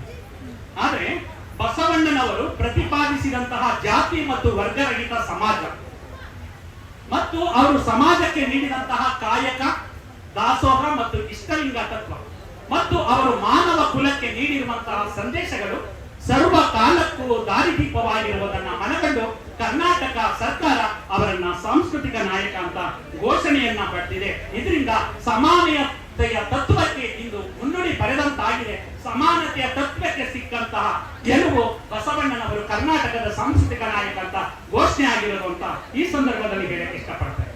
ಬಸವಣ್ಣನವರ ಸಮಕಾಲೀನರೊಬ್ರು ಬರ್ತಾರೆ, ಬಹುರೂಪಿ ಚೌಡಯ್ಯ ಅಂತ. ಅವರು ಅನೇಕ ವಚನಗಳಲ್ಲಿ ಬಸವಣ್ಣನಿಂದ ಬದುಕಿತಿ ಲೋಕವೆಲ್ಲ ಅಂತ ಹೇಳ್ತಾರೆ. ಯಾಕೆ ಹಾಗೆ ಹೇಳ್ತಾರೆ ಅಂದ್ರೆ 12ನೇ ಶತಮಾನದವರೆಗೆ ಒಂದು ಆಶೀರ್ವಾದ ವಾಕ್ಯ ಇರುತ್ತೆ. ಸರ್ವೇ ಜನಾಃ ಸುಖಿನೋ ಭವಂತು ಅಂತ ಒಂದು ಆಶೀರ್ವಾದ ವಾಕ್ಯ ಇರುತ್ತೆ. ಅದನ್ನೇ ಆಶೀರ್ವಾದ ವಾಕ್ಯ ಅಂತ ತಿಳ್ಕೊಂಡಿರ್ತಾರೆ. ಆದ್ರೆ 12ನೇ ಶತಮಾನದಲ್ಲಿ ಆ ವಾಕ್ಯವನ್ನ ಮೀರಿಸುವಂತಹ ಒಂದು ಹೊಸ ವಾಕ್ಯವನ್ನ ಬಸವಣ್ಣನವರು ಪ್ರಯೋಗ ಮಾಡುವುದರ ಮುಖಾಂತರ ಇಡೀ ವಿಶ್ವದ ಗಮನವನ್ನ ಸೆಳೆದರೆ ಅದೇ ಸಕಲ ಜೀವಾತ್ಮರಿಗೆ ಲೇಸನೆ ಬಯಸುವ ಕುಲಜರೆ ಶರಣರು. ಎಂತ ಅದ್ಭುತವಾದಂತಹ ವಾಕ್ಯ ಪ್ರಯೋಗ. ಕೇವಲ ಜನಗಳು ಸುಖವಾಗಿದ್ರೆ ಸಾಕಾಗಲ್ಲ, ಇಡೀ ಜೀವಕುಲವೇ ಸುಖವಾಗಿರ್ಬೇಕು. ಸಕಲ ಜೀವಾತ್ಮರಿಗೆ ಲೇಸನೆ ಬಯಸುವ ಕುಲಜರೆ ಶರಣರು ಅಂತ ಹೇಳ್ತಾರೆ. ಅದರಿಂದಲೇ ಆ ಬಹುರೂಪಿ ಚೌಡಯ್ಯ ಬಸವಣ್ಣನಿಂದ ಬದುಕಿತಿ ಲೋಕವಿಲ್ಲ ಅಂತ ಹೇಳ್ತಾರೆ. ಮನುಷ್ಯ ಪರಿಪೂರ್ಣರಾಗಬೇಕಾದ್ರೆ 3 ಶುದ್ಧಿಗಳು ತುಂಬಾ ಅವಶ್ಯಕ. ಒಂದು ತನು ಶುದ್ಧಿ, ಇನ್ನೊಂದು ಮನಶುದ್ಧಿ, ಮತ್ತೊಂದು ಭಾವಶುದ್ಧಿ. ಈ ತನು ಮನ ಭಾವಶುದ್ಧಿಗೆ ಶರಣರು ಕೊಡುವಂತಹ ತತ್ವಗಳು ವಿಶೇಷವಾಗಿದೆ. ನಮ್ಮ ತನು ಶುದ್ಧಿಗೆ ಕಾಯಕವನ್ನ ಕೊಟ್ಟರು. ಕಾಯಕವನ್ನ ಮಾಡಿ, ಕಾಯಕ ಮಾಡಿದಾಗ ಮಾತ್ರ ನಿನ್ನ ತನು ಶುದ್ಧಿ ಆಗುತ್ತೆ ಅಂತ ಅಕ್ಕಮಹಾದೇವಿ ಹೇಳ್ತಾರೆ. ತನು ಶುದ್ಧಿ ಎಲ್ಲದವರಲ್ಲಿ ಮಜ್ಜನವನ್ನಲ್ಲೇ ಏನು ಅಂತ ಹೇಳ್ಬಿಡ್ತಾರೆ. ಹಂಗೆ ತನು ಶುದ್ಧಿಗೆ ಏನ್ ಮಾಡ್ತಾರೆ, ಕಾಯಕವನ್ನ ಕೊಡ್ತಾರೆ. ಮನಶುದ್ಧಿಗೆ ಇಷ್ಟಲಿಂಗವನ್ನ ಕೊಡ್ತಾರೆ. ಭಾವಶುದ್ಧಿಗೆ ದಾಸೋಹವನ್ನ ಕೊಡ್ತಾರೆ. ಇಂತಹ ಒಂದು 3 ಶುದ್ಧಿಗಳು ಆಗ್ಬೇಕು ಅಂದ್ರೆ ನಾವು ಕಾಯಕ ಮಾಡಬೇಕು, ಇಷ್ಟಲಿಂಗ ಧಾರಣೆಯನ್ನ ಮಾಡಬೇಕು, ಜೊತೆಗೆ ದಾಸೋಹವನ್ನ ಮಾಡಬೇಕು ಅನ್ನೋದನ್ನ ಈ ಸಂದರ್ಭದಲ್ಲಿ ಹೇಳಕ್ಕೆ ಇಷ್ಟಪಡ್ತಾನೆ. ಅದರಲ್ಲಿ ಮುಖ್ಯವಾದದ್ದು ಕಾಯಕ. ಅದಕ್ಕೆ ವಿಶೇಷವಾಗಿ ನನಗೆ ಕೊಟ್ಟಿರುವಂತಹ ಸಮಯ ಸಾಕಾಗೋದಿಲ್ಲ ಕಾಯಕ ತತ್ವವನ್ನ ಹೇಳಬೇಕು ಅಂದ್ರೆ. ಒಂದು ಕಾಯಕ ತತ್ವದ ಬಗ್ಗೆ 1 ಗಂಟೆ ಮಾತನಾಡಬಹುದು. ಆ ಕಾಯಕದಲ್ಲಿ ಒಬ್ರು ಮಾದಾರ ಧೂಳಯ್ಯ ಅಂತ ಒಬ್ರು ಶರಣರಿರ್ತಾರೆ. ಅವರು ಪಾದರಕ್ಷೆ ಹೊಲಿಯುವಂತದ್ದು, ಆ ಪಾದರಕ್ಷದ ಅಟ್ಟೆಯನ್ನ ಹೊಲಿತಾ ಇರ್ತಾರೆ. ಆ ಹುಳಿಯ ಮನೆಯಲ್ಲಿ ಪರಮೇಶ್ವರ ಪ್ರತ್ಯಕ್ಷ ಆಗ್ಬಿಡ್ತಾನೆ. ಆ ಪ್ರತ್ಯಕ್ಷ ಆದಾಗ ನಾ ಕಾಯಕ ಮಾಡುವಾಗ ದೇವರೇ ಬೇಕಾಗಿಲ್ಲ ಅಂತ ಹೇಳ್ತಾರೆ. ಅವ್ರು ಹೇಳುವಂತಹ ವಚನ, ನಾನು ಈಗ ಹೇಳುವಂತಹ ವಚನ ಯಾವುದೇ ಪುರಾಣ ಅಲ್ಲ, ಕಟ್ಟುಕತೆ ಅಲ್ಲ. ನೀವು ವಚನ ಸಂಪುಟ ಅಂತ ಮೊಬೈಲ್ ಎಲ್ಲರ ಕೈಯಲ್ಲೂ ಇದೆ. ಕ್ರೋಮ್ಗೆ ಹೋಗ್ಬಿಟ್ಟು ಯಾವುದೇ ಆ್ಯಪ್ ಡೌನ್ಲೋಡ್ ಮಾಡೋ ಅವಶ್ಯಕತೆ ಇಲ್ಲ. ವಚನ ಸಂಪುಟ ಅಂತ ನೀವು ಹೊಡೆದ್ರೆ ಆ ವಚನ ಸಂಪುಟವನ್ನು ನಮ್ಮ ಸಿರಿಗೆರೆಯ ತರಳು ಬಾಳಿನ ಬೃಹನ್ ಮಠದವರು ಒಂದು ವಿಶೇಷವಾದಂತಹ ಜಾಲತಾಣವನ್ನು ಅಭಿವೃದ್ಧಿ ಮಾಡಿದ್ದಾರೆ. 257 ವಚನಕಾರರ 22,000 ವಚನಗಳನ್ನ ಅಲ್ಲಿ ಕೊಟ್ಟಿದ್ದಾರೆ.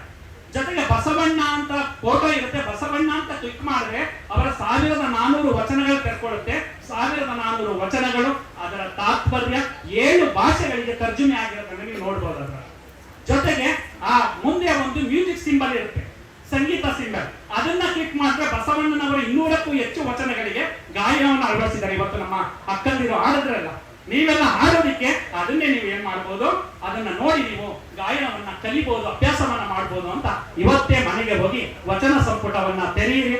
ಏನಾದ್ರೂ ವಚನ ಸಂಪುಟದಿಂದ ಅನುಕೂಲ ಆಯ್ತು ಅಂದ್ರೆ ನಮ್ಮ ಸಮಿತಿಯವರಿಂದ ನನ್ನ ಫೋನ್ ನಂಬರ್ ತಗೊಂಡು ನನಗೆ ಕರೆ ಮಾಡಿದ್ರೆ ಅದು ಸಾರ್ಥಕ ಆಗುತ್ತೆ ಅಂತ ಹೇಳ್ತಾ, ಆ ವಚನ ಯಾವುದು ಅಂದ್ರೆ ಮಾದಾರ ಧೂಳೆಯವರು ಹೇಳುವಂತದ್ದು, ಅಟ್ಟೆಯ ಚುಚ್ಚುವ ಉಳಿಯ ಮನೆಯಲ್ಲಿ ಪ್ರತ್ಯಕ್ಷವಾದ ಪರಮೇಶ್ವರನ ಕಂಡು ಇತ್ತಲೇ ಕೈಯ ಕಾಯದ ತಿತ್ತಿಯ ಒತ್ತಾಡುವನ ಮುಂದೆ ನೀನ್ ಯಾಕೆ ಬಂದಿದ್ಯಾ, ನಾನು ಕೆಲಸ ಮಾಡ್ತಾ ಇದ್ದೀನಿ, ನೀ ತೊಂದರೆ ಕೊಡ್ಬೇಡ ಅಂತ ಪರಮೇಶ್ವರನಿಗೆ. ನಿನ್ನ ಭಕ್ತರ ಟಾವಿನಲ್ಲಿಗೆ ಹೋಗಿ ಮುಕ್ತಿಯ ಮಾಡು, ನೀ ಹೊತ್ತ ಬಹುರೂಪ ತತ್ತದೆ ರಜತ ಬೆಟ್ಟಕ್ಕೆ ಹೋಗಿ ನಿನ್ನ ಭಕ್ತರ ಮುಕ್ತಿಯ ಮಾಡು, ಕಾಮ ಧೂಮ ಧೂಳೇಶ್ವರನ ಕರುಣದಿಂದ ನೀನೇ ಬದುಕು ಅಂತ ಒಂದು ವಚನವನ್ನ ಮಾದಾರ ಧೂಳೆಯವರು ಹೇಳ್ತಾರಲ್ಲ, ಅವರು ಕಾಯಕ ತತ್ವದಲ್ಲಿ ಎಷ್ಟು ನಿಷ್ಠರಾಗಿದ್ರು ಅಂತ. ಆದ್ರೆ ನಾವು ಇವತ್ತು ದೇವ್ರು ಬಂದ್ಬಿಟ್ರೆ ಮನೆ ಕೆಲಸ, ಮನೆ ಎಲ್ಲ ಕೆಲಸವನ್ನ ಬಿಟ್ಟುಬಿಟ್ಟು ಮನೆಯನ್ನ ಕ್ಲೀನ್ ಮಾಡಿ ಆ ಒಂದು ಕೆಲಸದಲ್ಲಿ ತಲ್ಲೀನರಾಗ್ಬಿಡ್ತೀವಿ ದೇವ್ರು ಪ್ರತ್ಯಕ್ಷ ಆದ್ರೆ ಕಾಯಕ ಮಾಡುವಂತಹ ಮಾದಾರ ಧೂಳೆಯನ್ನವರು ವಿಶೇಷವಾಗಿ ಹೇಳ್ತಾರೆ. ಯಾಕಂದ್ರೆ ಆಸೆ ಹೆಚ್ಚಾಗ್ಬಿಟ್ಟಿದೆ ನಮ್ಗೆ. ಒಂದ್ಸಲ ಒಬ್ಬ ವ್ಯಕ್ತಿಗೆ 1 ಕೋಟಿ ಲಾಟ್ರಿ ಹೊಡೆದ್ಬಿಡ್ತಾನೆ. ಲಾಟ್ರಿ ಹೊಡೆದಾಗ ಡಾಕ್ಟರ್ ಹೇಳಿರ್ತಾರೆ, ಇವನಿಗೆ ಸಂತೋಷದ ವಿಷಯ ದುಃಖದ ವಿಷಯನ ತಕ್ಷಣ ಹೇಳ್ಬೇಡಿ, ಹೇಳಿದ್ರೆ ಅವನಿಗೆ ಹಾರ್ಟ್ ಅಟ್ಯಾಕ್ ಆಗೋ ಸಂಭವ ಇರುತ್ತೆ, ಹೃದಯಾಘಾತ ಆಗೋ ಸಂಭವ ಇರುತ್ತೆ ಅಂತ ಹೇಳ್ತಾರೆ. ಆ ಲಾಟ್ರಿ ಹೊಡೆದ ಪ್ರಸಂಗನ ಅವನಿಗೆ ಹೇಳಲ್ಲ ಮನೆಯವರು. ಏನ್ ಮಾಡ್ತಾರೆ, ಒಬ್ರು ಗುರುಗಳನ್ನ ನೋಡ್ಬಿಟ್ಟು ಗುರುಗಳಿಂದ ಇವ್ರಿಗೆ ಹೇಳ್ಸೋಣ ಅಂತ ಹೇಳ್ಬಿಟ್ಟು ಗುರುಗಳ ಹತ್ರ ಹೋಗ್ತಾರೆ. ಗುರುಗಳೇ, ನಮ್ಮ ಮನೆಯವ್ರಿಗೆ 1 ಕೋಟಿ ಲಾಟ್ರಿ ಹೊಡೆದ್ಬಿಟ್ಟಿದೆ, ಏನಾದ್ರೂ ಆ ವಿಷಯವನ್ನ ಅವ್ರಿಗೆ ಹೇಳ್ಬಿಟ್ರೆ ತಕ್ಷಣ ಹೃದಯಾಘಾತ ಆಗುತ್ತೆ, ದಯಮಾಡಿ ನೀವು ಅವರಿಗೆ ಒಂದು ಸ್ವಲ್ಪ ವಿನಯತೆಯಿಂದ ಅವರಿಗೆ ಸಾವಧಾನವಾಗಿ ಈ ವಿಷಯವನ್ನು ಹೇಳಿ ಅಂದಾಗ ಅವ್ರು ಕರ್ಕೊಂಡು ಬನ್ನಿ, ನಾನು ಹೇಳ್ತೀನಿ. ಕರ್ಕೊಂಡು ಹೋಗ್ತಾರೆ ಗುರುಗಳ ಹತ್ರ. ಗುರುಗಳೇ, ಬಂದಿದ್ದಾರೆ ನಮ್ಮ ಯಜಮಾನ, ನೋಡಪ್ಪ ಚೆನ್ನಾಗಿದ್ಯಾ? ಚೆನ್ನಾಗಿದ್ದೀನಿ ಗುರುಗಳೇ. ನೀವ್ ಏನಾದ್ರೂ 5 ಲಕ್ಷ ಲಾಟ್ರಿ ಹೊಡೆಯುತ್ತೆ, ಏನ್ ಮಾಡ್ತೀಯ ಅಂದಾಗ, ಗುರುಗಳೇ ನಾನು ಅನೇಕ ಸಾಲ ಮಾಡ್ಕೊಂಡ್ಬಿಟ್ಟಿದ್ದೇನೆ, ಒಂದು 3-4 ಲಕ್ಷ ಸಾಲ ತೀರ್ಸ್ಕೊಳ್ತೀನಿ ಗುರುಗಳೇ. 10 ಲಕ್ಷ ಲಾಟ್ರಿ ಹೊಡೆದ್ರೆ ಏನ್ ಮಾಡ್ತೀಯ? 10 ಲಕ್ಷ ಲಾಟ್ರಿ ಹೊಡೆದ್ರೆ 4-5 ಲಕ್ಷ ಸಾಲ ತೀರ್ಸ್ಕೊಂಡು ಮನೆ ಕಟ್ಟಿಸ್ಕೊತೀನಿ ಗುರುಗಳೇ. ಸರಿ, 50 ಲಕ್ಷ ಲಾಟ್ರಿ ಹೊಡೆದ್ರೆ ಏನ್ ಮಾಡ್ತೀಯ? ಸಾಲ ತೀರಿಸ್ಕೊಂಡು ಮನೆ ಕಟ್ಟಿಸ್ಕೊಂಡು 4-5 ಎಕರೆ ಜಮೀನ್ ತಗೊಳ್ತೀನಿ ಗುರುಗಳೇ. ಸಾವಧಾನವಾಗಿ ಕೇಳು, ನಿನ್ಗೇನಾದ್ರು 1 ಕೋಟಿ ಲಾಟ್ರಿ ಹೊಡೆದ್ರೆ ಏನ್ ಮಾಡ್ತೀಯ? 1 ಕೋಟಿ ಲಾಟ್ರಿ ಹೊಡೆದ್ರೆ ಗುರುಗಳೇ 50 ಲಕ್ಷ ನಾನು ಇಟ್ಕೊಳ್ತೀನಿ, 50 ಲಕ್ಷ ನಿಮಗೆ ಕೊಡ್ತೀನಿ ಅಂತ ತಕ್ಷಣ ಗುರುಗಳಿಗೆ ಹಾರ್ಟ್ ಅಟ್ಯಾಕ್ ಆಗ್ಬಿಡುತ್ತೆ.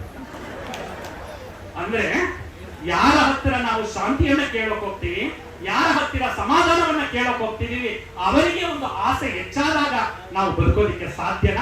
ಅಂತಹ ಒಂದು ಶಾಂತಿಯನ್ನ ಬಸವಣ್ಣನವರ ವಚನಗಳನ್ನ ಅಧ್ಯಯನ ಮಾಡಿದಾಗ, ಶರಣರ ವಚನಗಳನ್ನ ಅಧ್ಯಯನ ಮಾಡಿದಾಗ ಅಂತಹ ಶಾಂತಿ ಸಿಗುತ್ತೆ ಅಂತ ನಾನು ಹೇಳೋದಕ್ಕೆ ಇಷ್ಟಪಡ್ತೇನೆ. ನಂತರ 2ನೇದು ನಮ್ಗೆ ಮನಃಶುದ್ಧಿಗೆ ಯಾವ್ದು ಕೊಟ್ಟರು ಅಂತ ಹೇಳಿದ್ರೆ, ನಾ ಪ್ರಶ್ನೆ ಕೇಳ್ತೀನಿ ನಿಮ್ಮ ಮನಃಶುದ್ಧಿಗೆ ಇಷ್ಟಲಿಂಗ, ಅದ್ರಲ್ಲಿ 2 ಬರುತ್ತೆ.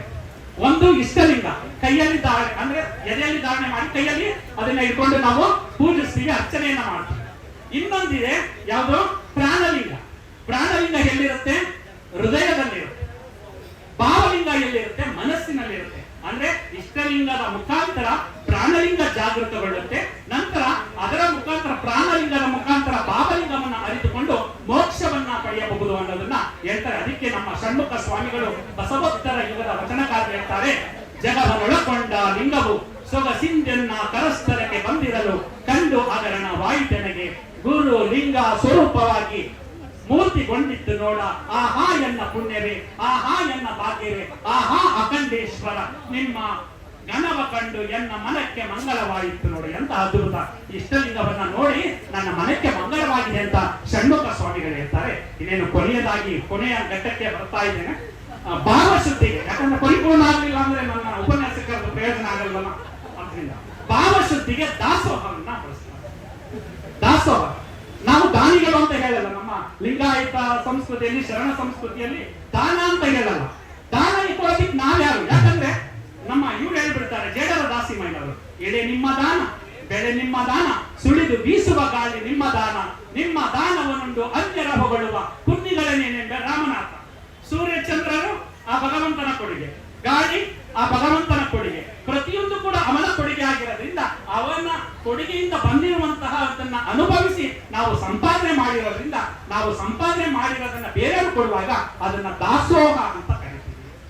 ನಾವು ಶರಣ ಸಂಸ್ಕೃತಿಯಲ್ಲಿ ಕೊಡೋದು ದಾಸೋಹ, ಅಂದ್ರೆ ಭಗವಂತನಿಂದ ಬಂದಿರೋದನ್ನ ಬೇರೆಯವರಿಗೆ ಹಂಚೋದನ್ನ ದಾಸೋಹ ಅಂತ ಕರಿತೀವಿ. 18ನೇ ಶತಮಾನದಲ್ಲಿ ಆಡಮ್ ಸ್ಮಿತ್ ಅರ್ಥಶಾಸ್ತ್ರವನ್ನ ಬರೀತಾರೆ. ಏನು ಅಂದ್ರೆ ಅರ್ಥಶಾಸ್ತ್ರ ಅಂದ್ರೆ ಸಂಪತ್ತನ್ನ ಅರಿಯುವ ಶಾಸ್ತ್ರ ಅಂತ ಕರೀತಾರೆ. ನಂತರ ಅವರನ್ನ ಆಡಮ್ ಸ್ಮಿತ್ ಅನ್ನ ಅರ್ಥಶಾಸ್ತ್ರದ ಪಿತಾಮಹ ಅಂತ ಕರೀತಾರೆ. ಇನ್ನು 19ನೇ ಶತಮಾನದಲ್ಲಿ ಪ್ರೊಫೆಸರ್ ಮಾರ್ಷಲ್ ಬರ್ತಾರೆ. ಕೇವಲ ಸಂಪತ್ತನ್ನ ಅರಿತರೆ ಸಾಕಾಗೋದಿಲ್ಲ, ಗಳಿಸಿದಂತಹ ಸಂಪತ್ತನ್ನ ಮಾನವ ಕೋಟಿಗೆ ಅಂದ್ರೆ ಮಾನವ ಜನಾಂಗಕ್ಕೆ ಬಳಕೆ ಆದ್ರೆ ಮಾತ್ರ ಅದನ್ನ ಅರ್ಥಶಾಸ್ತ್ರ ಕರೀತಾರೆ. ಆದ್ರೆ ಯಾವುದು 18 ಮತ್ತು 19ನೇ ಶತಮಾನದಲ್ಲಿ. ಆದ್ರೆ ಬಸವಣ್ಣನವರು 12ನೇ ಶತಮಾನದಲ್ಲಿ ಹೇಳ್ತಾರೆ, ದುಡಿದು ಉಂಡ್ರಿ, ಉಳಿದದ್ರಲ್ಲಿ ಸ್ವಲ್ಪ ಸಮಾಜಕ್ಕೆ ಕೊಡ್ರಿ ಅಂತ. ದುಡಿದು ಉಂಡ್ರಿ ಅಂದ್ರೆ ಕಾಯಕ, ಸಮಾಜಕ್ಕೆ ಕೊಡ್ರಿ ಅಂದ್ರೆ ದಾಸೋಹ. ಅಂದ್ರೆ 12ನೇ ಶತಮಾನದಲ್ಲೇ ಬಸವಣ್ಣನವರು ಅರ್ಥಶಾಸ್ತ್ರವನ್ನ ಬರೆದಿದ್ದಾರೆ. ಹಾಗಾದ್ರೆ ಅರ್ಥಶಾಸ್ತ್ರದ ಪಿತಾಮಹ ಯಾರು? ಬಸವಣ್ಣನವರು. ಸಂವಿಧಾನವನ್ನು ಕೂಡ ಬರೆದವರು ಬಸವಣ್ಣವರೇ ಅಂತ ಹೇಳ್ತೀವಿ. ಯಾಕಂದ್ರೆ ಡಾಕ್ಟರ್ ಬಾಬು ಸಾಹೇಬ್ ಅಂಬೇಡ್ಕರ್ ಅವರನ್ನ ನಾವು ಭಾರತದ ಸಂವಿಧಾನದ ಪಿತಾಮಹ ಅಂತ ಕರಿತೀವಿ. 19ನೇ ಶತಮಾನದಲ್ಲಿ ಅಮೆರಿಕದ 4ನೇ ಅಧ್ಯಕ್ಷರಾಗಿರುವಂತಹ ಜೇಮ್ಸ್ ಮ್ಯಾಡಿಸನ್ ಅವರನ್ನ ವಿಶ್ವ ಸಂವಿಧಾನದ ಪಿತಾಮಹ ಅಂತ ಕರೀತಾರೆ. 19ನೇ ಶತಮಾನ ಕೆಲವು ಸಂವಿಧಾನದ ಅಧ್ಯಾಯಗಳನ್ನ ಬರೆದ್ರು ಅಂತ. ಆದ್ರೆ ಬಸವಣ್ಣನವರು 12ನೇ ಶತಮಾನದಲ್ಲಿ ಸಂವಿಧಾನಕ್ಕೆ ಪೂರಕವಾದ ವಚನವನ್ನ ಕೊಡ್ತಾರೆ. ಯಾವುದು? ಸಪ್ತ ಸೂತ್ರಗಳ ವಚನ. ಕಳಬೇಡ, ಕೊಲಬೇಡ, ಹುಸಿಯ ನುಡಿಯಲು ಬೇಡ, ಮುನಿಯ ಬೇಡ, ಅನ್ಯರಿಗೆ ಅಸಹ್ಯ ಪಡಬೇಡ, ತನ್ನ ಬಣ್ಣಿಸಬೇಡ, ಇದರ ಅಳಿಯಲು ಬೇಡ, ಇದೇ ಅಂತರಂಗ ಶುದ್ಧಿ, ಇದೇ ಬಹಿರಂಗ ಶುದ್ಧಿ, ಇದೇ ನಮ್ಮ ಕೂಡಲ ಸಂಗಮ ದೇವರ ಗಳಿಸುವ ಪರಿ. ಈ ವಚನ ನಮ್ಮ ನೂತನ ಸಂಸತ್ನ ಒಂದು ಅಂತ ಏನ್ ಕರಿತೇವೆ, ನೂತನ ಸಂಸತ್ತನ್ನು ಕೂಡ ಗೋಡೆಯ ಮೇಲೆ ಕೆತ್ತನೆಯಾಗಿದೆ ಅಂದ್ರೆ ಎಂತಹ ಅದ್ಭುತವಾದ ಅಲ್ಲ. ಇಂತಹ ವಚನ ಸಂವಿಧಾನಕ್ಕೆ ಪೂರಕ ಆಗಿರೋದ್ರಿಂದ ಬಸವಣ್ಣವರು ಯಾರು? ಸಂವಿಧಾನದ ವಿಶ್ವ ಸಂವಿಧಾನದ ಪಿತಾಮಹ ಆಗ್ತಾರೆ. ಅಂತಹ ವಿಶ್ವ ಸಂವಿಧಾನದ ಪಿತಾಮಹ ಆದಂತಹ ಬಸವಣ್ಣವ್ರನ್ನ ಅರ್ಥ ಮಾಡ್ಕೊಳ್ಳೋದಕ್ಕೆ ಇನ್ನೂ ಕೂಡ ಸಾಧ್ಯ ಆಗಿಲ್ಲ. ಅಂತಹ ಸಾಧ್ಯ ಆಗ್ಬೇಕು ಅಂದ್ರೆ ಈ ಒಂದು ವಿಚಾರಗಳನ್ನ ತಿಳ್ಕೊಳ್ಬೇಕು. ತಿಳ್ಕೊಂಡು ಮಹಾತ್ಮ ಗಾಂಧಿಯವರು ಹೇಳ್ತಾರಲ್ಲ, ಬಸವಣ್ಣನವರ ತತ್ವಗಳನ್ನ ನೀವು ಆಚರಣೆಗೆ ತಂತು ಅಂದ್ರೆ ಕೇವಲ ಭಾರತ ಭೂಮಿಯನ್ನು ಮಾತ್ರ ಅಲ್ಲ, ಇಡೀ ವಿಶ್ವವನ್ನೇ ಉದ್ಧಾರ ಮಾಡಬಹುದು ಅಂತ ಹೇಳ್ತಾರಲ್ಲ, ಆ ತತ್ವವನ್ನ ನಾವು ಕೇಳಬೇಕು. ಈ ಒಂದು ಕಾಯಕ ಮತ್ತು ದಾಸೋಹವನ್ನು ಅಳವಡಿಸಬೇಕು. ಸಮುದ್ರದ ನೀರು ಉಪ್ಪಾಗಿರುತ್ತೆ. ಯಾಕೆ? ಯಾವುದೇ ನೀರು ಬಂದ್ರು ಕೂಡ ತನ್ನ ಇಟ್ಕೊಳ್ಳುತ್ತೆ, ಎಲ್ಲಿಗೂ ಬಿಟ್ಕೊಡಲ್ಲ ಸಮುದ್ರದ ನೀರು.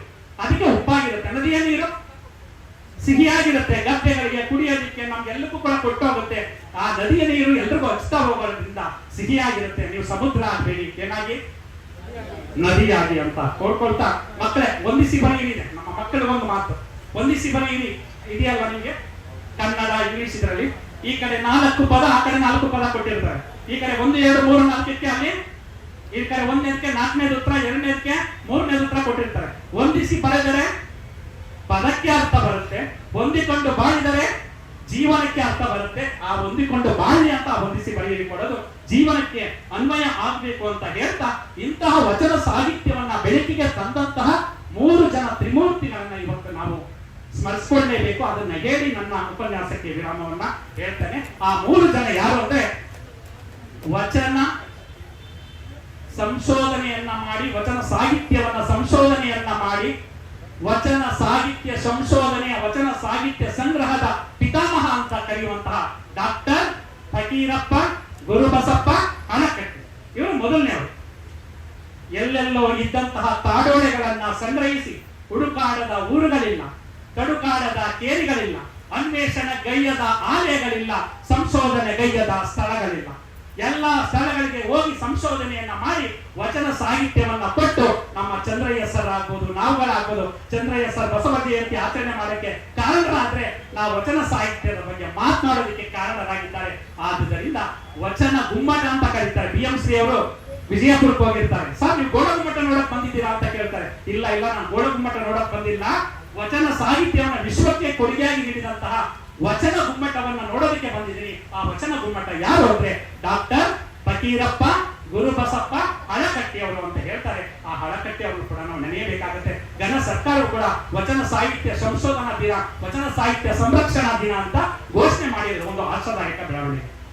ಎರಡನೆಯವರು ಯಾರಪ್ಪ ಅಂದ್ರೆ ಲಿಂಗ. ಇವರು ಗುರು ಸ್ವರೂಪವಾಗಿ ಡಾಕ್ಟರ್ ಫಕೀರಪ್ಪ ಗುರುಬಸಪ್ಪ ಹಳಕಟ್ಟಿ ಅವರು. ಲಿಂಗ ಸ್ವರೂಪವಾಗಿ ಯಾರು ಅಂದ್ರೆ ಕರ್ನಾಟಕದ ಗಾಂಧಿ ಹರಡೇಕರ್ ಮಂಜಪ್ಪ. ನಾನು ಹೇಳಿದೆ, ಬಸವ ಜಯಂತಿ ಆಚರಣೆ ಮಾಡಬೇಕಾದ್ರೆ ಅವರೇ ಕಾರಣ. ಆದುದರಿಂದ ಲಿಂಗ ಸ್ವರೂಪವಾಗಿ ನಾವು ಹರಡೇಕರ್ ಮಂಜಪ್ಪ ಅವರನ್ನ ನೆನೆಯಬೇಕಾಗುತ್ತೆ. ಮೂರನೆಯವರು ಒಬ್ರು ಕ್ರಿಶ್ಚಿಯನ್, ಗೊತ್ತಿರ್ಬೋದು ನಿಮ್ಗೆ, ಫಾದರ್ ಉತ್ತಂಗಿ ಚೆನ್ನಪ್ಪ ಅಂತ. ಆ ಫಾದರ್ ಉತ್ತಂಗಿ ಚೆನ್ನಪ್ಪನವರು ಅನುಭವ ಮಂಟಪ ವಿಶ್ವದ ಮೊದಲ ಸಂಸತ್ತು ಅಂತ ಇಡೀ ಜಗತ್ತಿಗೆ ಪರಿಚಯವನ್ನ ಮಾಡ್ತಾರೆ. ವಿಶ್ವದ ಮೊದಲ ಸಂಸತ್ತು ಅಂತ ಪರಿಚಯ ಮಾಡಿದವರು ಯಾರು ಅಂದ್ರೆ ಉತ್ತಂಗಿ ಚೆನ್ನಪ್ಪ. ಆ ಉತ್ತಂಗಿ ಚೆನ್ನಪ್ಪ ಅವರು ಜಂಗಮ ಸ್ವರೂಪವಾಗಿ ನಾವು ನೆನೆಯಬೇಕಾಗುತ್ತೆ ಬಂಧುಗಳೇ.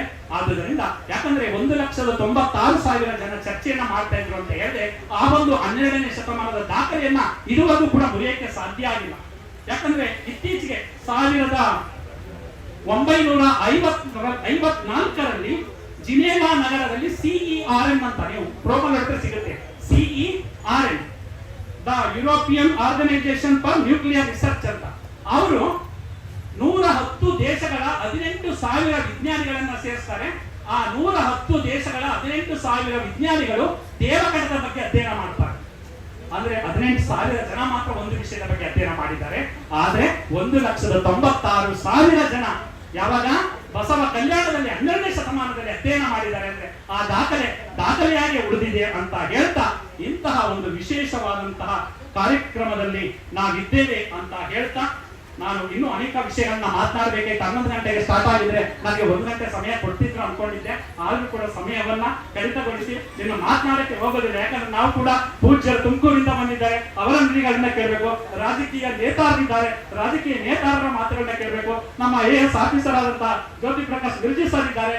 ಯಾಕಂದ್ರೆ ಆ ಮಿರ್ಜಿ ಸರ್ ಅರಮನೆಯ ಆವರಣದಲ್ಲಿ ಲಕ್ಷಾಂತರ ಜನರನ್ನ ಸೇರಿಸಿ ವಚನ ಗಾಯನವನ್ನ ಹೇಳಿಸಿದ್ರು. ಅದನ್ನ ಇನ್ನೂ ಕೂಡ ನಮ್ಮ ಕಿವಿಯಲ್ಲಿ ಗುಯಿ ಅಂತ ಇದೆ, ಕಣ್ಣಲ್ಲಿ ಒಂದು ರೀತಿ ಕೇಳೋದಕ್ಕೆ ಇದಾಗುತ್ತೆ. ನಾನು ಕೂಡ 3 ಬಸ್ಸಲ್ಲಿ ನಮ್ಮ ಮೈಸೂರಿಂದ ಕರ್ಕೊಂಡು ಬಂದಿದ್ದೆ. ಬಹುಶಃ ಈ ಸಂದರ್ಭದಲ್ಲಿ ಅವರನ್ನ ನಾನು ತಿಳಿಸ್ತಾ ಈ ಒಂದು ಸಂದರ್ಭದಲ್ಲಿ ಬಸವಣ್ಣನವರು ಮೊದಲ ನ್ಯಾಯಾಧೀಶರು ಕೂಡ ಬಸವ ಕಲ್ಯಾಣಕ್ಕೆ ಹೋಗಿ ದಯಮಾಡಿ ನೀವೇ ಬೇರೆ ಬೇರೆ ಸ್ಥಳಗಳಿಗೆ ಹೋಗ್ಬೋದು, ಎಲ್ಲಾ ಸ್ಥಳಗಳನ್ನ ನೋಡಿದ್ದೀರಾ. ಆದ್ರೆ ಬಸವಣ್ಣನವರ ಜನ್ಮಸ್ಥಳ ಬಾಗೇವಾಡಿ, ಕಾರ್ಯಕ್ಷೇತ್ರ ಬಸವ ಕಲ್ಯಾಣ, ಐಕ್ಯ ಕ್ಷೇತ್ರ ಕೂಡಲ ಸಂಗಮ.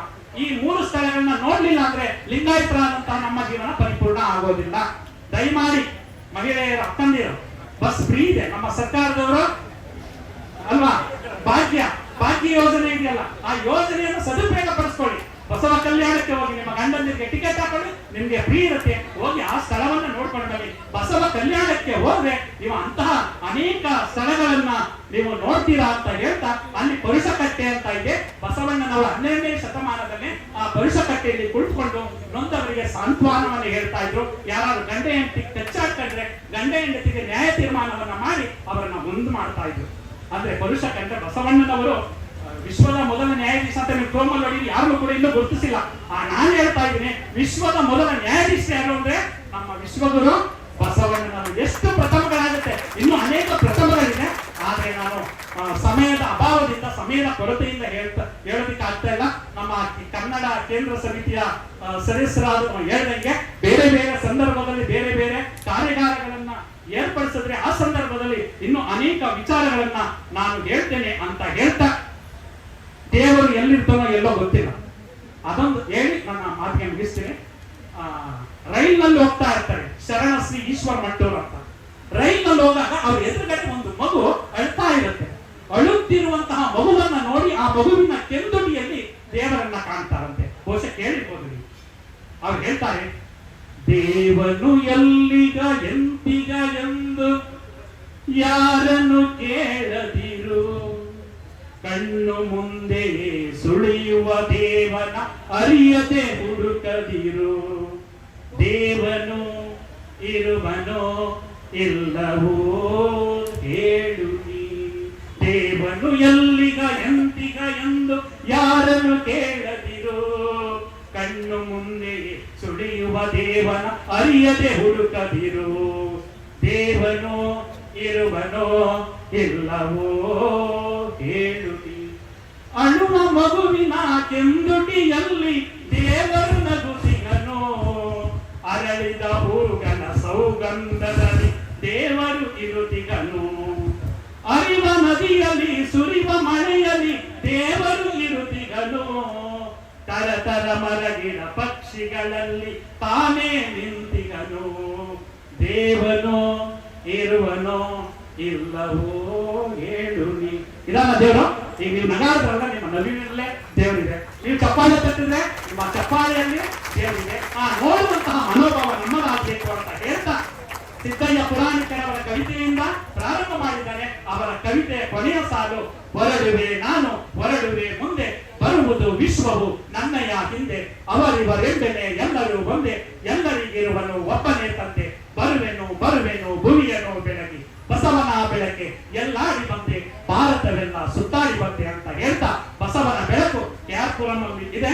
ಇನ್ನು ವಿಶ್ವವನ್ನೆಲ್ಲ ಸುತ್ತಲಿ ಬಸವಣ್ಣನವರ ವಿಚಾರಧಾರೆ ವಿಶ್ವಕ್ಕೆ ಗೊತ್ತಾಗಿ ವಿಶ್ವದ ಸಾಂಸ್ಕೃತಿಕ ನಾಯಕ ಅಂತ ಘೋಷಣೆ ಆಗದು ನಾವು ನೀವು ಬದುಕಿರುವಾಗಲೇ ಅದು ಆಗ್ಲಿ ಅಂತ ಹೇಳ್ತಾ ಆ ಒಂದು ವಿಷಯವನ್ನ ಕೇಳುವಂತ ಕಿವಿಗಳು ನಮ್ಮದಾಗ್ಲಿ, ಅಂತಹ ವಿಷಯವನ್ನ ನೋಡುವಂತಹ ಕಣ್ಣುಗಳು ನಮ್ಮದಾಗ್ಲಿ ಅಂತ ಹೇಳ್ತಾ ಈ ಒಂದು ಸಂದರ್ಭದಲ್ಲಿ ನಮ್ಮ ಕಿರಿಯನಾದಂತಹ ನನ್ನನ್ನ ಮೈಸೂರಿನಿಂದ ನಮ್ಮ ದಂಪತಿ ಸಮೇತ ನಮ್ಮ ಶ್ರೀಮತಿಯರಿದ್ದಾರೆ. ಅನೇಕ ಕಾರ್ಯಕ್ರಮಗಳು ಆನ್ಲೈನ್ ಅಲ್ಲಿ ಮಾಡ್ತೀವಿ. ತಕ್ಕಂತ ಉತ್ತರಿಸಿ ಅಂತ ನೋಡಿ ನೀವು 150 ತಕ್ಕಂತ ಉತ್ತರಿಸಿ. ನಾನು ನಮ್ಮ ಶ್ರೀಮತಿಯವರೇ ಆ ಒಂದು ವಚನ ಸಾಹಿತ್ಯಕ್ಕೆ ಪ್ರಶ್ನೆಗಳನ್ನ ಕೇಳ್ತೀವಿ. ಯಾರು ಉತ್ತರ ಕೊಡ್ತೀರಾ ಅವರಿಗೆ ವಚನ ಪುಸ್ತಕ ಇದೆ, ಮತ್ತೆ ಒಂದು ಸರ್ಟಿಫಿಕೇಟ್ ಇದೆ. ಯಾರು ಬೇಕಾದ್ರೂ ನಾನು ಹೋಗುವಾಗ ನನ್ನ ನಂಬರ್ ತಗೊಂಡು ನೀವು ಭಾಗಿಯಾಗಬಹುದು. ಮನೆಯಲ್ಲೇ ಇಟ್ಕೊಂಡು ವಚನ ಸಾಹಿತ್ಯವನ್ನ ತಿಳ್ಕೊಳ್ಬಹುದು.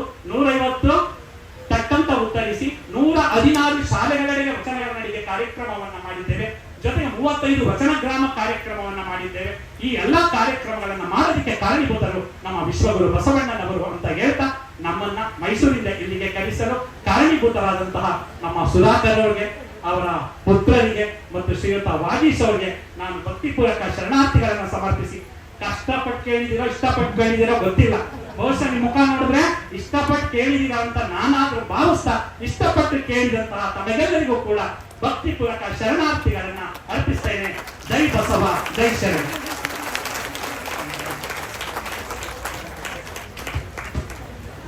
ಇದುವರೆಗೂ ಬಹುಶಃ ನೀವೆಲ್ಲ ಮೂಕ ಪ್ರೇಕ್ಷಕರಾಗಿದ್ದ ಕಾಣಿಸ್ತಾ ಇದೆ, ಕಿವಿಗಳಿಗೆ ಅಷ್ಟೇ ಕೆಲಸ ಕೊಟ್ಟಿದ್ದ ಕಾಣಿಸ್ತಾ ಇದೆ. ಅದೇ ರೀತಿಯಲ್ಲಿ ಶ್ರೀ ವಚನ ಕುಮಾರಸ್ವಾಮಿ ಅವರು ಬಸವಣ್ಣನವರ ವಚನಗಳನ್ನ ಈ ನಮ್ಮ ಸಾಹಿತ್ಯಕ್ಕೆ ಅವರು ಒಂದು ರಾಜ್ಯಕ್ಕೆ ಒಂದು ದೇಶಕ್ಕೆ ಸೀಮಿತವಾಗಿಲ್ಲ, ಇಡೀ ವಿಶ್ವಕ್ಕೆ ಅದು ಸೀಮಿತ ಆಗಿದ್ದಾರೆ. ಇದುವರೆಗೂ ಅವರಿಗೆ ನಾವು ಕರ್ನಾಟಕ ಸಾಂಸ್ಕೃತಿಕ ನಾಯಕ ಅಂತ ಹೇಳಿದ್ದಾರೆ. ಇನ್ನು ಮುಂದೆ ಅವರಿಗೆ ವಿಶ್ವ ಸಾಂಸ್ಕೃತಿಕ ನಾಯಕ ಆಗಲಿ ಅಂತ ಹೇಳ್ಬಿಟ್ಟು ಅವರು ನಮ್ಮನ್ನೆಲ್ಲ ಎಚ್ಚರಿಸ್ತಾ ಇದ್ದಾರೆ. ದಯಮಾಡಿ ಚಪ್ಪಲಾಗಿ ವಿಶ್ವ ಸಾಂಸ್ಕೃತಿಕ ನಾಯಕ ಅಂತ ತುಂಬಿಸುವಂತ ಕಾಲ ಬರಲಿ ಅಂತ ಹೇಳ್ಬಿಟ್ಟು ನಾನು ಅವ್ರಿಗೆ ಕೇಳ್ಕೊತಾ ಇದ್ದೇನೆ.